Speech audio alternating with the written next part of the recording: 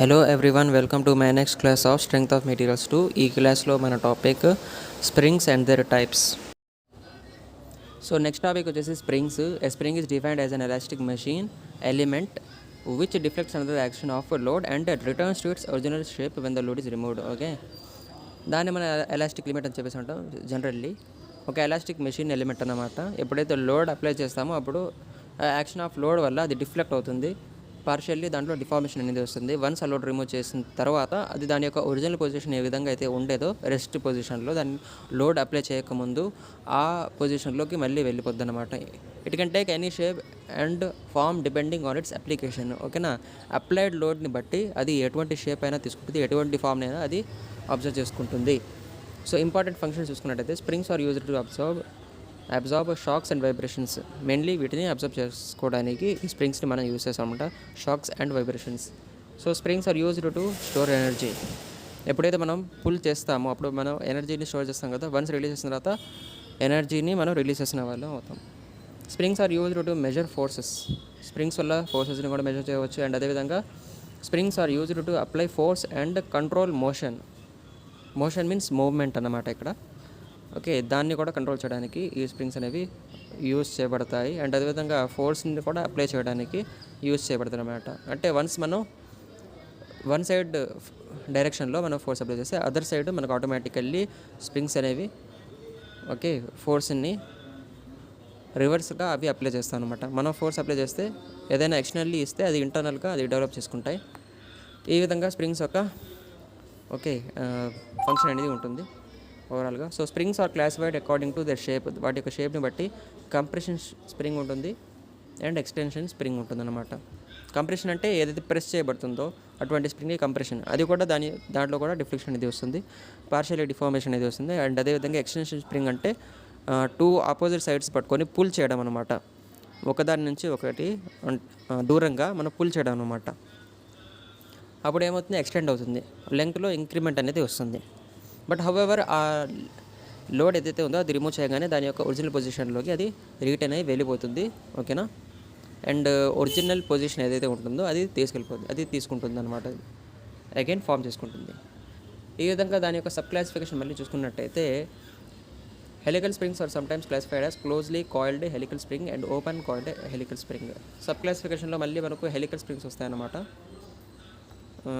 So helical springs అంటే basically ఒక helical shape తీసుకుని ఉంటాయి. హెలికల్ స్ట్రక్చర్ మనం వినుంటాం కదా, డ్రాయింగ్లో కూడా మనం హెలిక్స్ డ్రా చేస్తుంటాము. సో ఏదైతే ఆ షేప్లో హెలిక్స్ షేప్లో ఉండే స్ప్రింగ్ ఉంటుందో దాన్ని మనం హెలికల్ స్ప్రింగ్ అని చెప్పేసి ఉంటాం. ఈ హెలికల్ స్ప్రింగ్లో basically closely coiled and open coiled helical springs అని 2 టైప్స్ ఉంటాయి అనమాట. వాటి మధ్యలో డిఫరెన్స్ ఏంటంటే హెలికల్ స్ప్రింగ్ కాయిల్డ్ స్ప్రింగ్ అని చెప్పేసి ఎప్పుడు అంటామంటే when spring wire is coiled so close that the plane containing each coil is almost at right angle to the axis of the helix.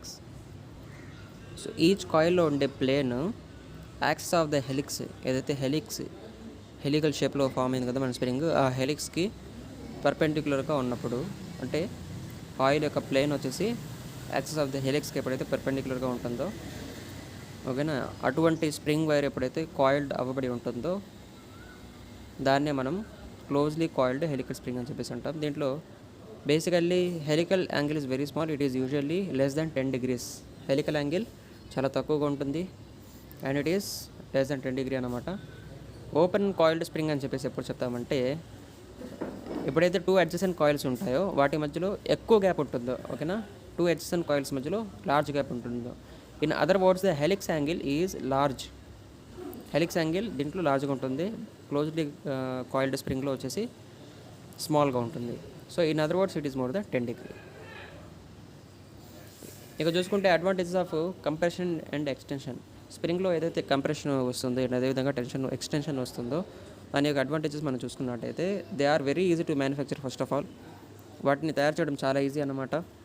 And అదేవిధంగా they are cheaper than other types of springs. వేరే types of springs కన్నా కూడా ఇది చాలా cheaper అన్నమాట. Compression and extension springs వచ్చేసి other types of springs కంటే కూడా చీపర్గా ఉంటాయి, చాలా తక్కువ కాస్ట్లో అవైలబిలిటీలో ఉంటాయి. And their reliability is high అనమాట. అండ్ వాటిపైన రిలై చేయడము అనేది ఎక్కువగా జరుగుతూ ఉంటుంది. రిలయబిలిటీ అంటే ఎక్కువగా వీటిని యూజ్ చేస్తుంటారు, వీటిపైన ఎక్కువగా రిలై అయ్యి ఉంటారు. The deflection of the spring is linearly proportional to the force acting on the springs. ఎంత ఫోర్స్ యాక్ట్ అవుతుందే అంత ఎక్కువగా డిఫ్లెక్షన్ అనేది దాంట్లో ఫామ్ అవుతుంది అనమాట. So it is due to the above advantage that helical spring are popular and extensively used in number of application. అందుకని helical స్ప్రింగ్ని మనము ఎక్కువగా ఎక్స్టెన్సివ్గా యూజ్ చేసాము ఈ యొక్క అడ్వాంటేజెస్, ఈ యొక్క రీజన్స్ వల్ల. హెలికల్ టార్షనల్ స్ప్రింగ్ నెక్స్ట్ చూసుకున్నట్టయితే, the construction of the spring is similar to that of compression or extension spring. దీని యొక్క construction same compression and extension spring ఉన్నట్టే ఉంటుంది. The spring is loaded by a torque about axis of the coil. Okay, axis of the కాయిల్కి అబౌట్గా spring అనేది load ఇవ్వబడి ఉంటుంది అన్నమాట టార్క్ వల్ల. So they are used to transmit torque to a particular component దగ్గర అది మనకు టార్క్ని ట్రాన్స్మిట్ చేయడానికి ఉపయోగపడుతుంది in a machine or the mechanism. Okay, ఈ హెలికల్ టార్షన్ స్ప్రింగ్ అనేది మనకు బేసికల్లీ టార్క్ని ట్రాన్స్మిట్ చేయడానికి and throughout about the axis of the coil load అనేది దాంట్లో అప్లై అవ్వబడుతుంది అన్నమాట. బేసికల్లీ టార్క్ అనేది ట్రాన్స్మిట్ అవుతుంది ఒక పర్టికులర్ కాంపోనెంట్ దగ్గర. So the helical torsional spring resist the bending moment. ఈ విధంగా అది బెండింగ్ మూమెంట్ని రెసిస్ట్ చేస్తుంది. పీ ఇంటూ ఆర్, పీ అంటే ఇక్కడ ఫోర్స్, ఆర్ అంటే perpendicular distance, which tends to wind up the spring. So ఈ బెండింగ్ మూమెంట్ ఏం చేస్తుంది, ఓవరాల్గా స్ప్రింగ్ని వైండ్ అప్ చేయడానికి యూస్ అవ్వబడుతుంది అన్నమాట. ఏదైనా ప్రాసెస్ స్టార్ట్ చేసేటప్పుడు దాన్ని ఎండ్ చేయడం అని చెప్పేసి అంటారు, వైండ్ అప్ చేయాలి ప్రాసెస్ని, ప్రొసీజర్ని, లేకపోతే ఆ ప్రాజెక్ట్ని అని చెప్పేసి అంటారు కదా, ప్రాజెక్ట్ వైండ్ అప్ అయిపోయింది అని చెప్పేసి. సో అదేవిధంగా బెండింగ్ మూమెంట్ వల్ల స్ప్రింగ్ వైండ్ అప్ అయిపోతుంది అనమాట. So the bending moment induces bending stresses. Bending moment వల్ల బెండింగ్ స్ట్రెసెస్ అనేవి వస్తాయి. ఓకే, బెండింగ్ స్ట్రెసెస్ని దేంతో మనం డినోట్ చేస్తాం, sigma B. And bending moment equation formula మనం ఆల్రెడీ చదువుకున్నాం. ఏంటది, E/R is equal to M/I is equal to sigma B/Y, లేకపోతే M/I is equal to sigma by Y is equal to E/R. ఈ విధంగా అయినా దాన్ని రాసుకోవచ్చు. The term torsional spring is somewhat misleading because the wire is subjected to bending stresses unlike torsional shear stresses induced in helical compression or helical extension spring. Okay, ఎందుకంటే torsional spring అనేది bending స్ట్రెసెస్కి subject అవుతుంది అనమాట. ఏ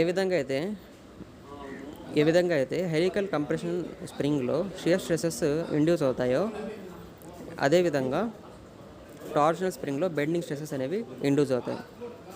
so it should be noted that although the spring is subjected to torsional movement, the wire of the helical torsional spring is not subjected to torsional shear stress. It is subjected to bending stresses.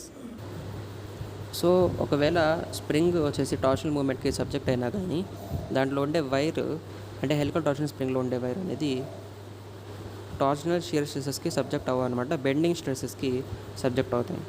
So terminology of the helical spring చూసుకున్నట్టయితే the main dimension of helical spring subjected to compressive force. D is equal to wire diameter of spring, wire diameter of spring in mm, Di inside diameter of the spring coil, D not outside diameter of the spring, capital D main diameter coil, everything is measured in mm.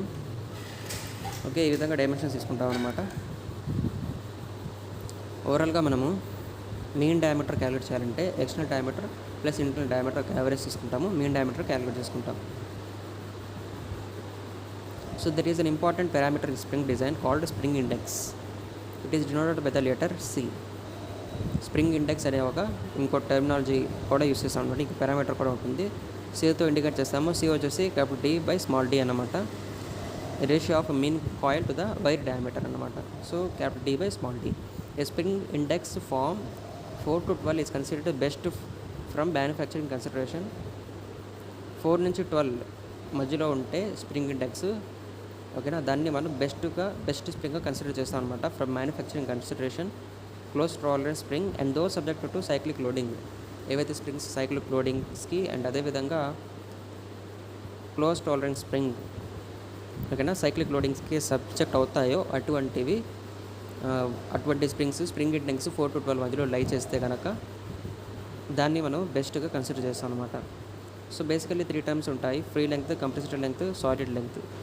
Solid length defined as the axle length of the spring which is co co-compressed that the adjacent coil touch each other. For example ఇప్పుడు spring ఉంది ఒక helical షేప్లో, ఏవైనా 2 coils మధ్యలో చూసుకున్నట్టయితే distance అనేది some లై చేస్తూ ఉంటుంది, అంటే గ్యాప్ అనేది లై చేస్తూ ఉంటుంది కదా. ఇప్పుడు ఆ గ్యాప్ని కంప్లీట్గా రిమూవ్ చేస్తూ మనం కంప్లీట్గా ప్రెస్ చేస్తామనుకోండి, ఆ కాయిల్స్ మధ్యలో డిస్టెన్స్ అనేది ఉండదన్నమాట. సో ఆ విధంగా చూసుకున్నట్టయితే ఒక సాలిడ్ స్ప్రింగ్గా ఒక సాలిడ్ సిలిండర్ షేప్లో ఫామ్ అయిపోతుంది. దాన్ని మనం సాలిడ్ లెంగ్త్ అని చెప్పేసి అంటాము. సో ఆ యాక్సిస్కి అబౌట్ ఆ స్ప్రింగ్లో మనం లెంగ్త్ని మెజర్ చేసుకుంటే దాన్ని మనం సాలిడ్ లెంగ్త్ అని చెప్పేసి అంటామన్నమాట. అండ్ అదేవిధంగా compressed length, actual length of the spring which is subjected to maximum compressive force. Maximum compressive ఫోర్స్కి సబ్జెక్ట్ అయినప్పుడు దాని యొక్క యాక్చువల్ లెంగ్త్ మనం మెజర్ చేసుకుంటే దాన్నే మనం కంప్రెస్డ్ లెంగ్త్ అని చెప్పేసి అంటాం అన్నమాట. అండ్ అదేవిధంగా ఫ్రీ లెంగ్త్ అంటే actual length of the అన్లోడెడ్ helical compression spring. Load అవ్వని హెలికల్ కంప్రెషన్ స్ప్రింగ్ ఏదైతే ఉంటుందో దాన్ని మనం, అంటే ఎప్పుడైతే లోడ్ అవ్వబడదో అప్పుడు 2 కాయిల్స్ మధ్యలో డిస్టెన్స్ కూడా లై చేస్తుంది, గ్యాప్ కూడా లై చేస్తుంది. అప్పుడు టోటల్గా ఏదైతే మనం మెజర్ చేస్తామో లెంగ్త్ని, యాక్చువల్ లెంగ్త్ని, దాన్నే మనము ఫ్రీ లెంగ్త్ అని చెప్పేసి అంటాము. అప్పుడు no external forces act on the spring. అటువంటి టైంలో ఎటువంటి ఫోర్సెస్ అనేవి యాక్ట్ అవ్వవు. సో సాలిడ్ లెంగ్త్ని మనం NTDతో డినోట్ చేస్తాము. అండ్ అదేవిధంగా NT అంటే ఇక్కడ నెంబర్ ఆఫ్ కాయిల్స్ అన్నమాట. సాలిడ్ లెంగ్త్ యొక్క ఫార్ములా ఈ విధంగా NT/D అవుతుంది. D అంటే ఇక్కడ బేసికల్లీ వైర్ యొక్క డయామీటర్ అన్నమాట. సో ద కంప్రెషన్ లెంగ్త్ మన ఫార్ములా చూసినట్టయితే total gap is equal to NT-1 into gap between 2 adjacent coils అన్నమాట. గ్యాప్ బిట్వీన్ 2 అడ్జసెంట్ కాయిల్స్ అంటే సింగిల్ గ్యాప్ మనం 2 కాయిల్స్ మధ్యలో తీసుకుని దాన్ని మనము NT-1తో మల్టిప్లై చేస్తే అప్టైన్ అయ్యే గ్యాప్ టోటల్ గ్యాప్ అని చెప్పేసి అంటాము కంప్రెషన్ లెంగ్త్లో. అండ్ ఫ్రీ లెంగ్త్లో చూసుకున్నట్టయితే కంప్రెస్డ్ లెంగ్త్ అయితే మనకు అప్టైన్ అవుతుందో దాన్ని మనం డిఫ్లెక్షన్ యాడ్ చేస్తాం అనమాట. And it will be equal to solid length plus total actual gap plus deflection. Therefore P is equal to ఏమవుతుందంటే ఫ్రీ లెంగ్త్ అపాన్ NT-1 అవుతుంది. స్టిఫ్నెస్ ఆఫ్ ద స్ప్రింగ్ని Kతో డినోట్ చేస్తాము. And it is the force required to produce deflection. Stiffness అనేది మనకు deflection produce చేయడానికి ఉపయోగపడుతుంది కదా. So force ఎంతైతే మనకు అవసరమో డిఫ్లెక్షన్ ప్రొడ్యూస్ చేయడానికి దాన్ని మనం స్టిఫ్నెస్గా డినోట్ చేస్తాం. So K is equal to P/delta. ఈ విధంగా K is equal to stiffness of the spring, P అంటే యాక్చువల్ స్ప్రింగ్ ఫోర్స్. సో ఇక్కడ ఏదైతే మనకు free length upon NT-1 formula చెప్పానో ఇక్కడ P అంటే actual compressive force, actual spring force. Delta అంటే actual deflection of the spring corresponding to the force. The stiffness of the spring represents the slope of the load deflection line. So load deflection line ఒక స్లోప్లో ఏదైతే change వచ్చిందో ఈ stiffness of the spring ద్వారా మనం represent చేస్తామన్నమాట. So there are 2 terms related to the spring coils, active coils and inactive coils. Active coils అని చెప్పేసి ఎప్పుడంటామంటే which contribute to spring action, ఎప్పుడైతే వాటిలో స్ప్రింగ్ యాక్షన్ వస్తుందో, and support the external force and deflect under the action of force. External ఫోర్స్ని support చేయాలి and అదేవిధంగా deflect under the action of force. ఎప్పుడైతే ఎక్స్టర్నల్ ఫోర్స్కి రియాక్ట్ అవుతాయో, సపోర్ట్ చేస్తాయి, అండ్ అదేవిధంగా ఫోర్స్ వల్ల డిఫ్లెక్ట్ అవుతాయి, అటువంటి టైప్ ఆఫ్ కాయిల్స్ని మనం యాక్టివ్ కాయిల్స్ అని చెప్పేసి అంటాము. దీంట్లో a portion of the end coil which is in contact with the seat does not contribute to spring action. ఏదైతే సీట్తో కాంటాక్ట్ అవ్వబడుతుందో బేస్కి నియర్గా ఉండేది, okay, does not contribute to spring action. Spring action వల్ల దాంట్లో ఎటువంటి చేంజెస్ అనేది రాదు. And are called inactive coils. The coil do not support the load and do not reflect under the action of external force. External force వల్ల దాంట్లో ఎటువంటి deflection అనేది రాదు. సో అటువంటి కాయిల్స్ని మనం ఇన్యాక్టివ్ కాయిల్స్ అని చెప్పేసి అంటాం. So the number of inactive coils is given by inactive coils is equal to NT-N. NT అంటే ఇందాక మనం చూసుకున్నాం కదా. So number of coils and N అంటే ఇక్కడ నెంబర్ ఆఫ్ యాక్టివ్ కాయిల్స్. ఈ విధంగా మనం టోటల్ నెంబర్ ఆఫ్ కాయిల్స్ నుంచి యాక్టివ్ కాయిల్స్ చేస్తే మనకు ఫైనల్లీ ఇన్యాక్టివ్ కాయిల్స్ ఒక నెంబర్ ఎంతో మనకు అప్టైన్ అవుతుంది. స్టైల్స్ ఆఫ్ ఎండ్ మనం చూసుకున్నట్టయితే plane end ground, square end and square end ground. ఈ విధంగా based on styles of ends different కేటగిరీస్లో క్లాసిఫై ఉంటాయి అన్నమాట. సో ప్లేన్ ఎండ్ దగ్గర అయితే okay number of coils NT. Plane end at ground దానికి ఒక సరిపడా సూటబుల్ బేస్ ఉండి ఉంటే NT-12. స్క్వేర్ ఎండ్ ఉంటే NT-2. స్క్వేర్ ఎండ్ గ్రౌండ్ ఉంటే NT-2. Okay, Coming to next topic, stress and deflection equation. So the dimension of equivalent bar as follows. The diameter of the bar is equal to the wire diameter of the spring.